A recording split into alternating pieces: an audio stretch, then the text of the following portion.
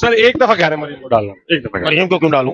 एक एक मैं पागल हूँ? सर एक दफा मैं तो खान को वोट एक करूंगा। एक को गोली मारे उसको, नहीं सर ऐसा तो मुझे उठा के ले जाएंगे मैं ज्यादा बोलूंगा तो। हर शाख पे उल्लू बैठा है, अंजाम गुलस्ता क्या होगा।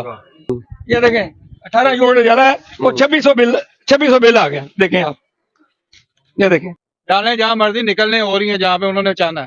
लेकिन अवाम आपके मुंह से सुनना चाहिए। आम को खुद बहुत समझदार है, जिस तरह आप समझदार है ना, वहाँ बहुत समझदार है। बस हालात ही नहीं है वोट वाले। कैसे हालात होने चाहिए? हालात महंगाई इतनी है भाईजान, इतनी महंगाई की आप सोच नहीं सकते।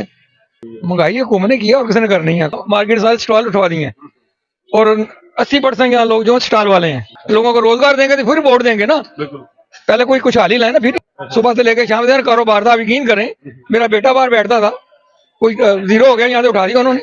मरीम नवाज जब से आई है इन्होंने कारोबार का बट्टा बिठा दिया बस। वो कहता यार माँ अपनी होती है, माँ किसी की है, माँ अपनी होती है, माँ असल माँ है। देखो ना, माँ होती तो लोगों को ख्याल करती।